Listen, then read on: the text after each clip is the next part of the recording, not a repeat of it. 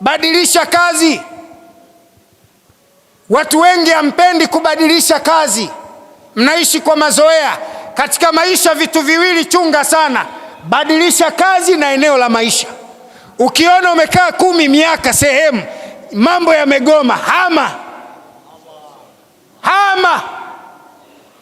Wewe ng'ang'ania kukaa hapo, utakufa maskini wewe, watoto wako watakufa maskini, wajukuu zako watakufa maskini, afuko wenu utabaki kuwa maskini. Badili kazi, badili eneo. Inawezekana hapa kazi ya machinga haifai, lakini kuna mahali kazi ya machinga inatakiwa. Nenda huko. Waislamu wengi mna shida ya kung'ang'ania aina moja ya maisha, hambadiliki, na Uislamu umefundisha kubadilika.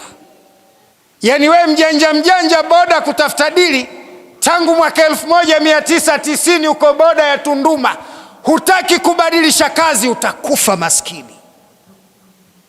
Badilisha kazi. Ukiona bodaboda imegoma, dereva bodaboda imekugomea, badilisha kazi. Shamte alikuwa fundi viatu, nani asiyemjua Mbeya? Lakini siku hizi dereva bajaji na ana bajaji yake. Sio, naeleweka sawa sawa?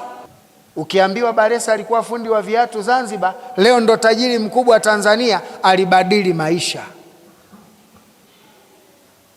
Alibadili maisha. Na wewe unayo nafasi ya kubadilika. Badili maisha. Tubadili mazingira ya kutafutia na tubadili njia za utafutaji.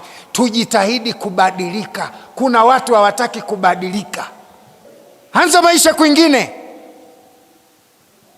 Kuna wakati huwezi kubadilika kama hautakuwa tayari kujibadilisha mwenyewe.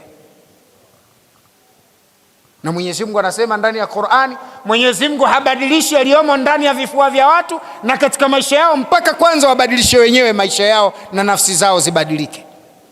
Tubadilike. Badili kazi mzee, badili eneo la kufanyia kazi. Ukiona miaka 7 Mwanza hapafai, jaribu kwenda Tunduma. Ukiona ulijaribu kuchimba madini Mwanaaporo, ushanusulika sana na maporomoko chini ya shimo, badili hiyo kazi. Ondoka hapo kwanza Mererani, ondoka kwanza hapo Chunya, ondoka kwanza hapo Geita, nenda katafute eneo jingine. Badilisha eneo, badilisha njia za utafutaji. Faasa Mwenyezi Mungu akafungua njia na ukabadilika na mambo yakawa mazuri.